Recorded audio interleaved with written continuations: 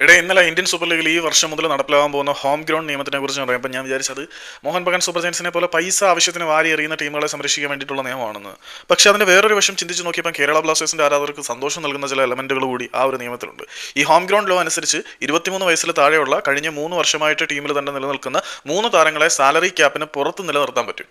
അതായത് salary cap exceed ചെയ്താൽ പോലും സാലറി ക്യാപ്പിന് പുറത്തേക്ക് 23 വയസ്സിൽ താഴെയുള്ള കഴിഞ്ഞ 3 സീസണുകളിലായിട്ട് ടീമിൽ തുടരുന്ന 3 താരങ്ങളെ നിലനിർത്താൻ പറ്റും. മറ്റു ടീമുകൾക്കൊന്നും അത്തരത്തിൽ പ്രോമിസിംഗ് ആയിട്ടുള്ള പ്ലേയേഴ്സ് ഉണ്ടോ എന്ന് ചോദിച്ചു കഴിഞ്ഞാൽ ഉണ്ട്. എന്നാൽ പോലും കേരള ബ്ലാസ്റ്റേഴ്സിൽ അസറുണ്ട്, ഐമനുണ്ട്, ബിപിൻ മോഹനുണ്ട്. ഈ 3 താരങ്ങളെയും കേരള ബ്ലാസ്റ്റേഴ്സിന്റെ ആരാധകർ വളരെ വളരെ പ്രിയപ്പെട്ടവരായിട്ട് കാണുന്ന താരങ്ങൾ തന്നെയാണ്. ഈ 3 താരങ്ങളെ നമുക്ക് ഈ ഹോം ഗ്രൗണ്ട് സ്റ്റേറ്റിൽ ഇൻലിസ്റ്റ് ചെയ്യാൻ പറ്റും. അപ്പം ഈ ഹോം ഗ്രൗണ്ട് താരങ്ങളായിട്ട് ഈ 3 താരങ്ങളെയും കൺസിഡർ ചെയ്യാൻ പറ്റുന്നതുകൊണ്ട് തന്നെ സാധാരണഗതിയിൽ നമ്മളുടെ താരങ്ങൾ ഈ വിൽക്കാൻ പാകമാകുന്ന സമയമാകുമ്പം, അതായത് ഈ കോഴിക്കുഞ്ഞുങ്ങളെ വാങ്ങിച്ചുകൊണ്ട് വന്നിട്ട് അതിനെ തൂക്കി വിൽക്കാൻ സമയമാകുമ്പോൾ വിൽക്കുന്ന ഒരു ആറ്റിറ്റ്യൂഡ് നമ്മുടെ മാനേജ്മെന്റ് കാണിക്കുന്നുണ്ടല്ലോ. അപ്പം വിൽക്കുന്നതിന് വേണ്ടി പലതരത്തിലുള്ള ന്യായീകരണങ്ങളും ഉപന്യാസങ്ങളും ഒക്കെ നമ്മൾ കണ്ടിട്ടുണ്ട്. കഴിഞ്ഞ ദിവസം നമ്മൾ എസ്സേയും കാര്യങ്ങളൊക്കെ വായിച്ചിട്ടുണ്ട്.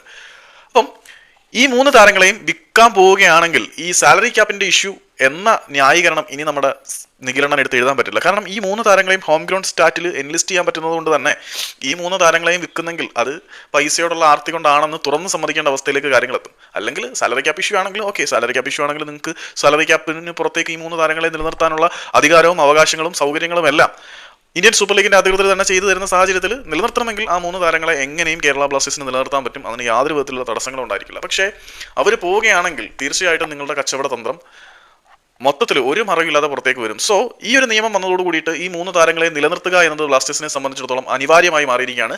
സോ എൻ്റെ ഏറ്റവും വലിയ സംശയങ്ങൾ ഇതായിരുന്നു. ഞാൻ എപ്പോഴും വീഡിയോ ചെയ്യുമ്പോൾ പറയുന്നത് ഇവന്മാർ അസറിനെയും ഐമനെയും ബിബിനെയും വിറ്റ് കളയില്ല എന്ന് എന്താണ് അത്ര ഉറപ്പെന്ന്. സോ വിറ്റ് കളയാൻ സാധ്യത ഇല്ല എന്ന് ഉറപ്പിക്കുന്ന തരത്തിൽ ഈ ഒരു നിയമം അനുകൂലമായി വന്നതോട് കൂടിയിട്ട് ഇനി കച്ചവടത്തിന് ഇറങ്ങിയാൽ ശൂന്യാകാശത്തേക്ക് റോക്കറ്റ് വിളിച്ച് പോകേണ്ട അവസ്ഥയിലേക്ക് നിഖിലേട്ടനും സൈന്യവും എത്തും.